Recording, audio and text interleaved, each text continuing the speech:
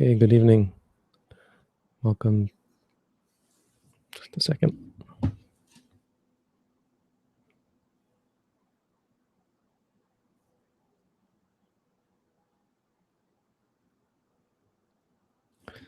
Okay, good evening.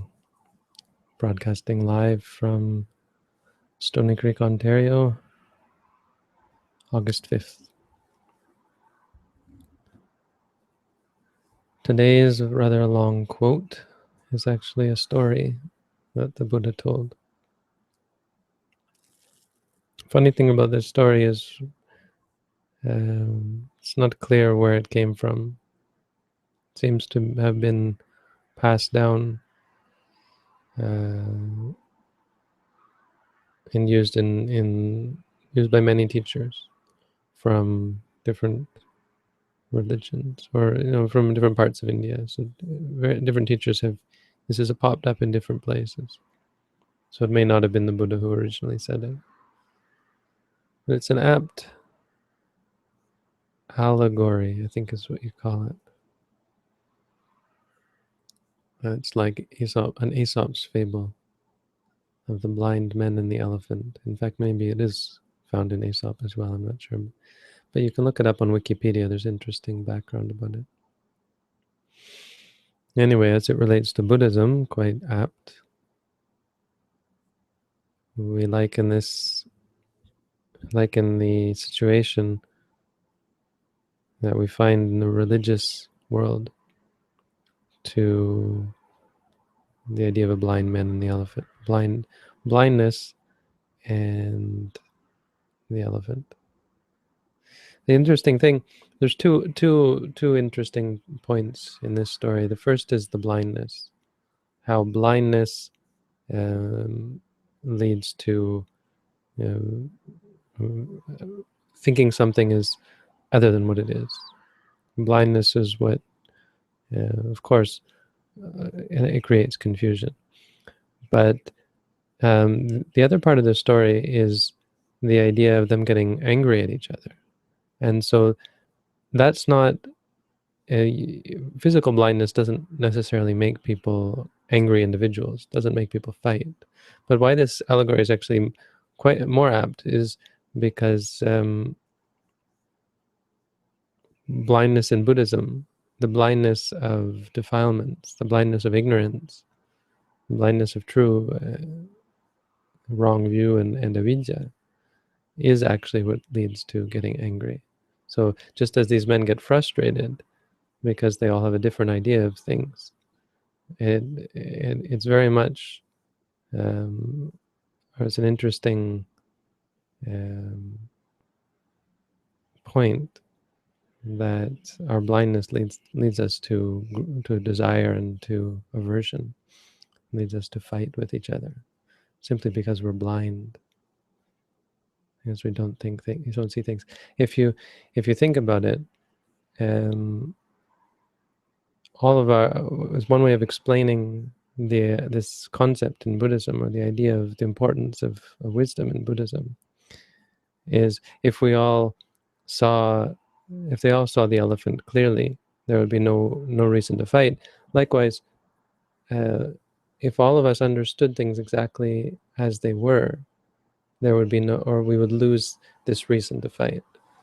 Our anger would disappear. It's a way of understanding the dependence of anger on ignorance. Because when you understand things, when you see things clearly, you have no reason to fight with anyone. All of our potential quarrels, potential conflict disappears. Now, if someone says, "You're a buffalo," you know you're not a buffalo. And furthermore, you know why they're saying that you're a buffalo. If someone tries to manipulate you or to provoke an angry response in you, you know right away that this person is provoking an angry response. More importantly, you know the danger of getting angry back. You know what it's going to lead to.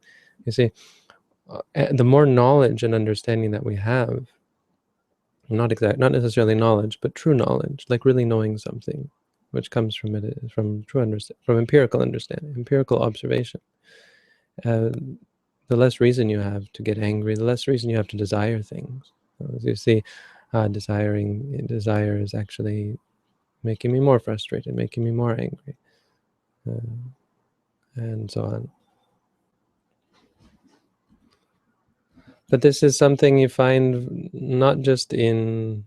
I mean, it's applicable to all, on all levels. This is something you find in lay life, right? Why we fight is because we have we're all blind. You see. Why we fight with our families, why we fight with our friends, why we have enemies in the first place is completely due to blindness. And just by seeing things clearly, this is the point here, just by seeing things clearly, could we do away with this, the quarrels, the arguments that we have. But it's more prevalent in what he's talking about here, about wanderers of other sects. When religious circles, it's even more prevalent, right? People will kill each other because they believe in a different imaginary being. You know, I believe in this this God. I mean, by imaginary, I really do mean that, because you may argue that it exists, but even your argument that God exists is based on your imagination, even if even if he, she, or it does exist, because you don't have anything beyond your own imagination to go by. This is why a lot of people give up thinking. A lot of uh, theists and deists give up trying to understand God, because they say, well, you know, whatever I think, it's completely based on my own imagination.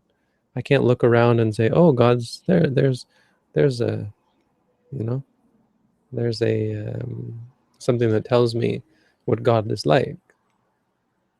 So it's the imaginary, and based on our idea of what this being is, or this entity is, we fight and we argue. So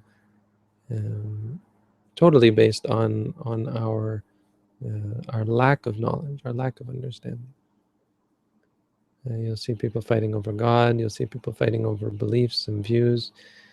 You'll even see non-religious people fighting over their beliefs and views, fighting over.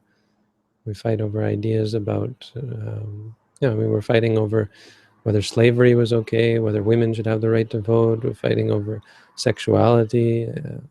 We're fighting over abortions, and it's very difficult for us to agree. It's very difficult for us to even ourselves know what is right. And so the best we get often is, well, I believe, which is dangerous. You know, often our belief is based somewhat on wisdom, understanding, and logic, but often it's emotional or arbitrary. You know, I believe can come to be a reason to believe. You know, it just came to me, and well, you know, whatever, that's what I believe, without actually thinking, well, it might be wrong, and maybe I should change what I believe. That's the way we've always done it. It's what we've always believed, etc. Not a good way to do things. Blindness is very dangerous. You hurt yourself, you hurt other people, and you misconceive things. Conceive what is. You also conceive what is not there. You know, in the case of God, for example, or in many different ways. When you're blind, you might hear a sound and think it's a lion or something. Have you ever stepped on a rope and jumped because you thought it was a snake? You know what I think. You know what I mean. You know what is meant here. But you even find this within Buddhism. You'll find we have a hard time agreeing with each other. And this is one reason why we like to go by the texts and like to have an orthodoxy. Is dangerous, because orthodoxy can be wrong and can lead everyone in the wrong direction. But there's often this sense, people sometimes have this sense that orthodoxy in and of itself is wrong, and they don't like the idea of having one view, and that's much more dangerous, because this is the difference between the truth and imagination. The truth is singular. There's only one reality. There's only one truth, but it's but illusion is manifold. So either we either we all agree on the same lie, all believe the same lie, or we all believe the truth. Once you believe the truth, it's much easier than getting everyone to believe the same lie. Maybe not, actually. you can get a lot of people to believe the same lie, but no, not really, because eventually people have different ideas, and that's where arguments break out. But if you focus, what I mean to say is, if you focus on the truth, it's easier in the sense that there's only one truth. So once if you get people looking at the truth, you don't have to worry about which truth. This is why meditation is so adaptable. You just say, look, you don't have to say, become Buddhist, wear these funny clothes or this funny hat or so on. There's no specifics to it. It's very general, and it works for everyone, because truth is singular. You don't have to believe. This is a key sign of what is true, and that it's not specific to any group. It's and it's approachable by anyone. The truth is you can find by yourself. Anyway, so some thoughts on this. I don't have much more to say. Anyone have any questions? Right, so our practice is getting to the truth. And I was thinking about something, the idea of the difference with this simile and reality is that these guys are stuck being blind. They're going to be blind for their whole lives. We're not that way. But you think how impossible it is for a blind person to come to see.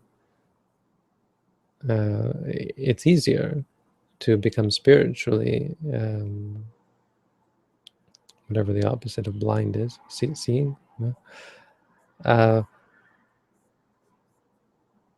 But at least it's possible. It's possible for someone who's blind to come to see. I once was blind, and now I see. This is how religious people describe it. They come to experience something that they hadn't experienced before. But it's a very apt comparison. Practically speaking, you experience this. You start to do meditation, and you just realize you don't go anywhere or become anything. You just realize how amazing it is that a person, I'm the same person as I was before, but the difference between me when I was blind and me when I can see, it's just like having your eyes closed versus having your eyes open. It's a total different. How important sight is. It's even more profound, the difference between a non-meditator and a meditator, or someone who doesn't understand themselves, doesn't understand the workings of the mind, and one who has come to understand the workings of the mind.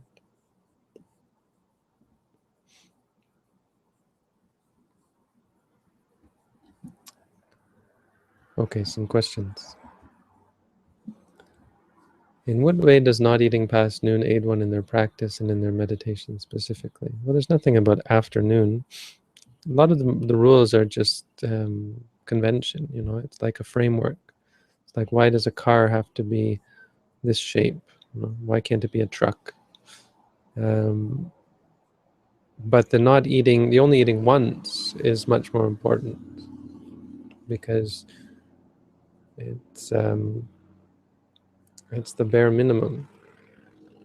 It's the renunciation of any kind of attachment to the body. So the idea is you need just this much food per day, and you do need to eat. So eating once a day is enough, and any more than that, because eating more than that, or eating in a more complicated fashion, would most likely give rise to further attachment, craving, desire, etc. This is a preferable way. Eating once a day is quite effective in curing you of a lot of attachment to the body. And they say it, I mean, if you've ever been on a meditation retreat where they have milk in the evening or where you eat in the evening, it's very difficult to meditate if you start to feel drowsy and so on. Do access and absorption concentration, as they are understood in terms of the jhanas, develop during the practice of vipassana? They can, not during the practice of vipassana, but during the time when you think that you're practicing vipassana, you could actually be practicing samatha. And they could also arise based on past practice of samatha, either in this life or in a past life. They can arise not spontaneously, but easily. You can slip into them easily, depending on your past practices. Walking meditation briskly to help with sleepiness, sloth, torpor. Yeah, it works. I did it once. I've got a story for this one. When I was in Jamtong, Thailand, there was a big monk, this big, fairly fat, but also just big monk who was a forest monk. He would walk barefoot, wore these thick robes that I'm wearing right now, but in Thailand, and he had a vest full of Buddhas. So he had like 100 pockets, and each one had a Buddha in it. And at his waist, he had his mother's ashes in a. I mean, this guy was hardcore. Still one of my favorite people. Um, uh, like a character, like just one of those people who's out of a book who you think, he's not just any old monk. That's him, and he's iconic. And then there was this other monk. Oh, I've got stories to tell. This other monk, who was actually a new monk, whose parents were part of the Thai mafia. And this is a totally unrelated story, but he at one point was showing me pictures of how when he disrobed, because it was just a temporary ordination, he was going to start growing opium, I think, or cocaine. I can't remember one or the other. And he had pictures, and he was pointing me out who was who. Like this guy was this guy was the gun, or the guy who kills people, and this guy is the whatever, the head of the family, and so on. Anyway, so the three of us, it's like a joke, the other monk told me, hey, this Ajahn Yud was every night he goes walking up in the monastery, and I went with him last night, and I was like, oh, that's interesting. Well, I'll come and see. And so that night I went up with them, and up in the front of the monastery, they put sand out. The lay people, when they come to the monastery, it's a tradition to put sand out. The theory is, and it's an old tradition, that when you walk to the monastery, when you leave the monastery, you carry mud out. And so with all these people coming and going, the monastery actually loses something. I mean, as I've heard it, the idea is you're stealing from the monastery. But I think it could possibly just be, with lots of people coming in, it gets run down. It gets the area in the olden days, the area in the monastery would have this problem. So at the front of the monastery, they have this sandy area, or a dirt area, and lay people every year will bring sand, or sometimes I think maybe every special day.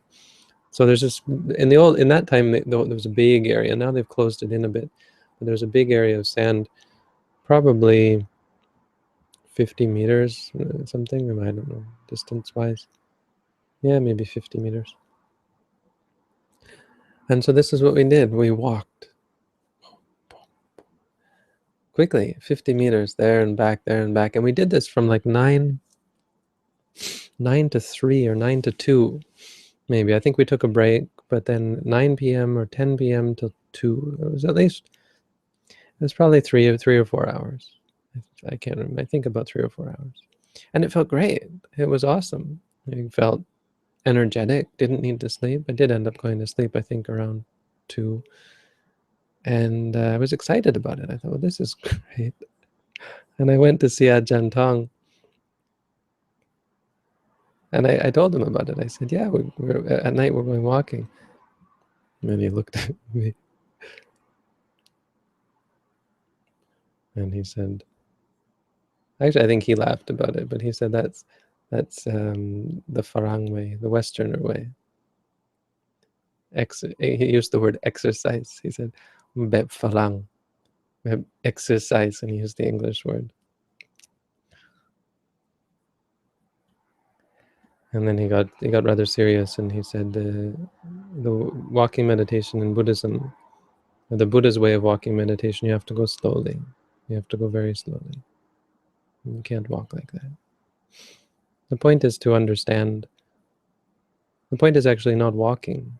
It's to experience this clearly, and then this clearly, and then this clearly. This is what it's about. One thing, one movement. So our practice of walking meditation isn't about walking at all. I've done it with people, with kids in a room, too many kids in the room. I didn't want them to have to walk around, and I just had them lift their feet and put them down. Same thing. It's nothing to do with walking. We're not walking. We're experiencing motion clearly. And so if you don't do it slowly, there's nothing like meditation. Obviously, actually, what we were doing was even worse. We were chatting. We were talking all night. So absolutely not meditation. But it's easy to get these ideas. So could walking briskly be helpful? Sure, it's probably helpful for the body to some extent, but it's not conducive to meditation, not in the way that we're looking at meditation.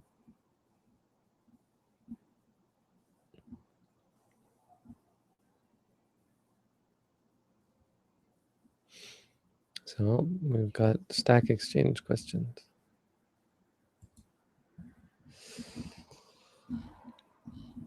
Well, you've got a bunch of answers already.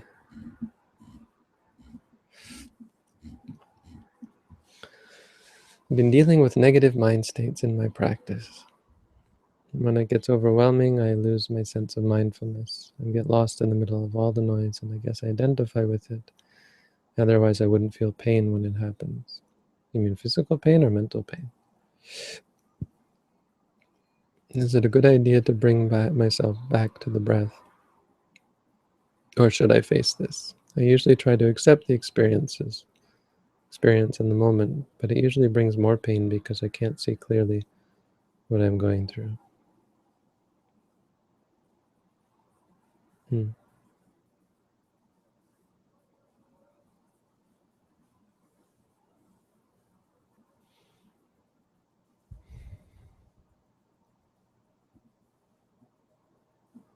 Yeah, it can be a good idea to bring yourself back. These kind of questions, there's no one answer. Meditation is a lot like boxing or kung fu or something. It's a lot about improvising.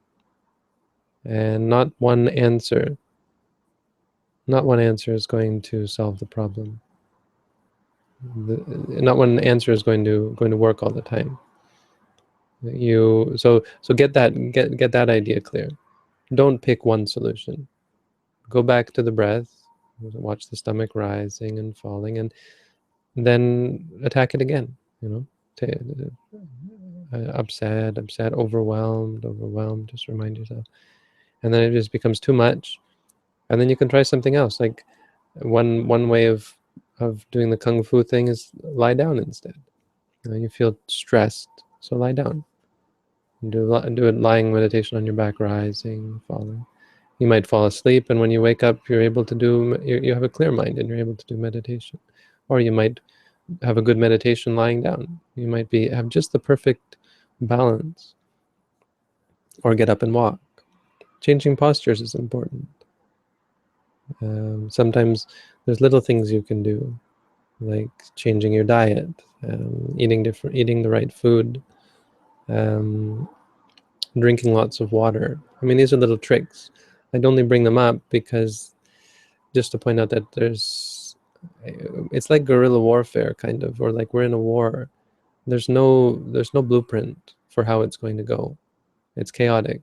In the end, you're going to be, it's like being in a war. You know, you're fighting for your life. Many people are in this state of such trauma and such immense mental pain that it's like being in war, being at war.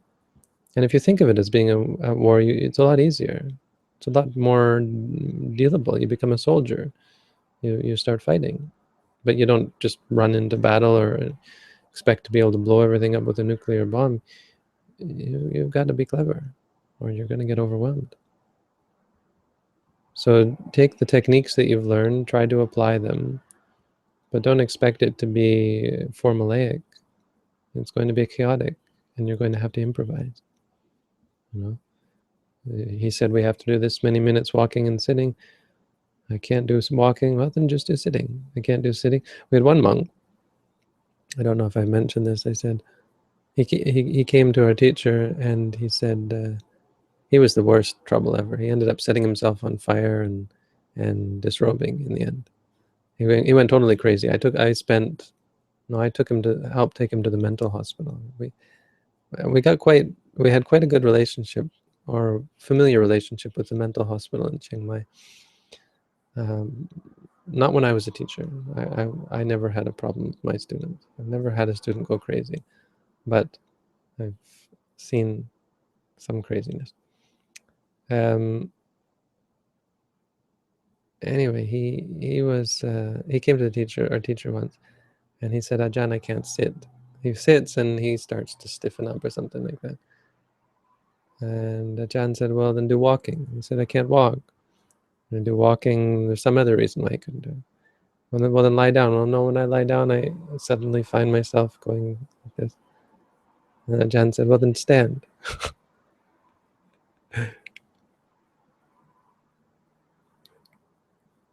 and he got him. Because he said, oh, yeah, I can stand.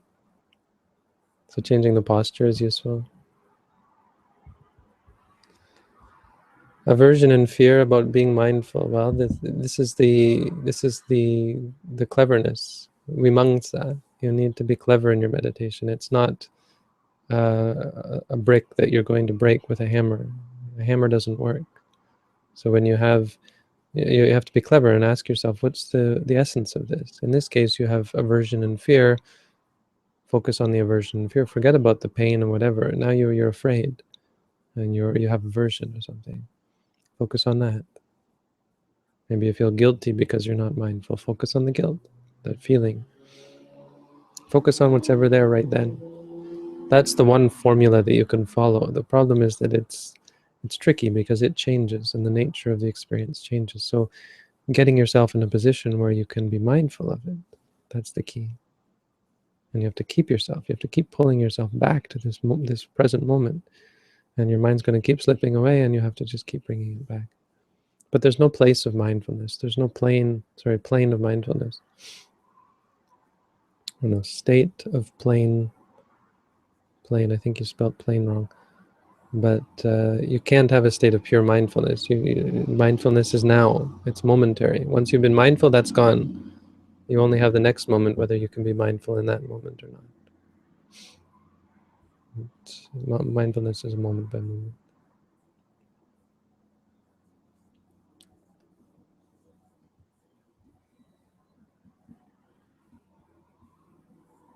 The goal of meditation is to see reality of nature as uncontrollable, impermanent, and unsatisfactory. Goal of meditation is nibbana, is freedom. Seeing impermanence, suffering, and non-self is the path, or it's what it's the path.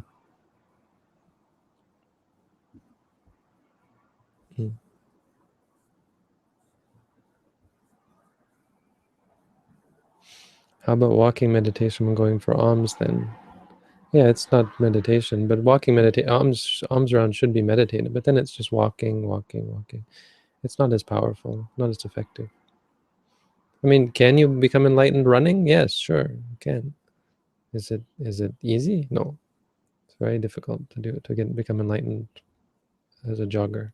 I mean, I suppose if you were jogging and you kept it up, eventually you could get into a point where it was kind of meditative. But still, it's nothing like what we're doing. This one movement, because that's very easy to be aware of the arising and ceasing of that movement. Experience.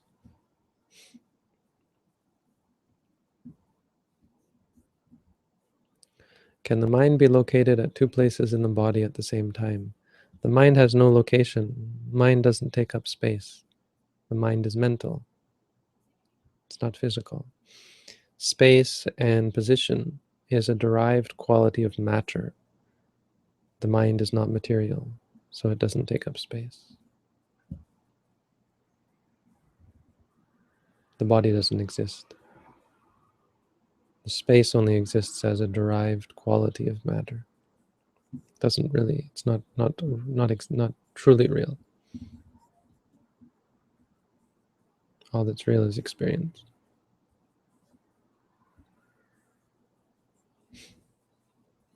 Oh, this is great. It's nice having so many people come and having a platform where we can do it. So we have YouTube, people can watch. We have 32 viewers. And then we have our own site with a little chat box. Now what I'm just looking at now is how to restart my.sirimangalo. Does anyone remember my.sirimangalo? It's been a while. I don't want to call it my.sirimangalo. It's a bit crass, isn't it? My. Anybody got a better one? How about sangha.sirimangalo? The idea is to make the most easy way to explain it is make a Facebook clone. But that's not exactly it. But it has the format like Facebook, and so that's why it's easy to explain it like that.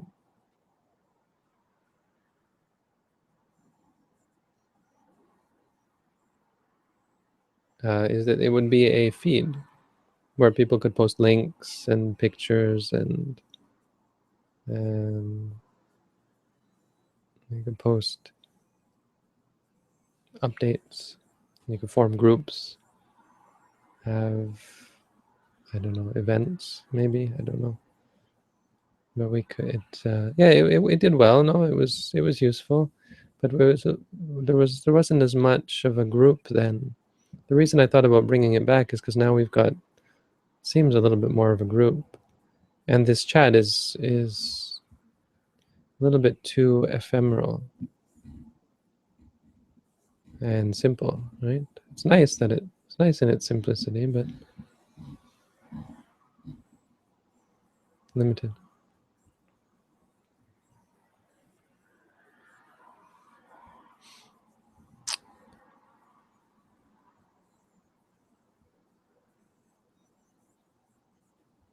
Is it possible that we are reborn outside of Earth and somewhere else in the universe? Well, I don't know.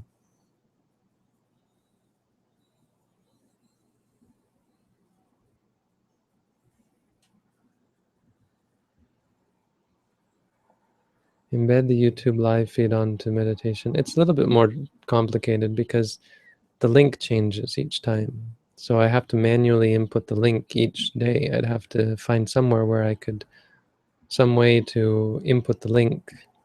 It's not a static link every day, so because each YouTube video has its own link to it. It'd be nice if there was a static link, but there isn't.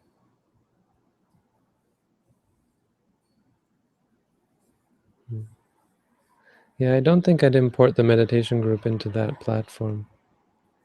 Not at first, anyway. I can see the benefit of that, but it is kind of, they're two different beasts.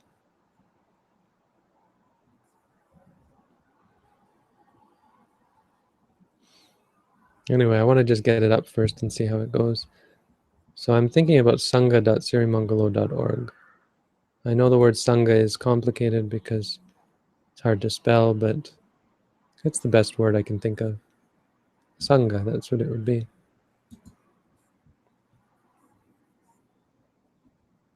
What do y'all think? I think there's a delay. I think by the time you hear what I said, it's been a few seconds already. I've gone on to talking about something else. And Robin tells me that the YouTube video is not as best as it could be. It's unfortunate. We should investigate that, see whether it's every day or not. The recording, once it's recorded, it apparently, and the recording is not very well done. Something.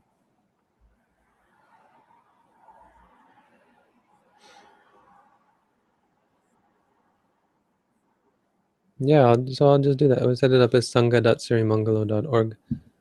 I can figure it out. It's already set up, actually. If you go to sangha.sirimangalo.org, you'll see a blank page. And you know why you'll see a blank page? It's because that blank page is our Facebook clone. But there's an error, and I don't know what that error is yet. So the next step is to figure out why our Facebook clone is not loading.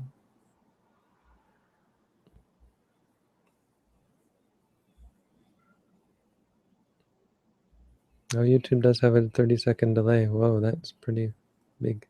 So if you want real time, if you want to do this real time, better not to watch YouTube. Better to listen. Much more lossless. That's surprising. I'm surprised that YouTube has such a buffer. Although I guess it kind of makes sense. No, it doesn't, because if we were having I don't know. Anyway.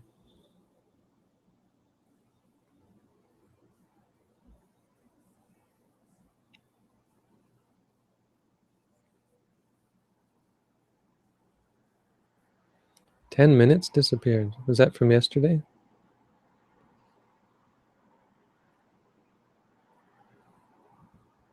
We did indeed. Okay, I'm going to end the YouTube video anyway. That's the broadcast for tonight. And I think we'll get on. I'm going to get on to figure out this. So next time, tomorrow, hopefully I'll have an update saying we've got a new Sangha, a new online Sangha, along with our meditation page. There'll be somehow a connection with them, hopefully. Okay, so thanks for tuning in. Peace.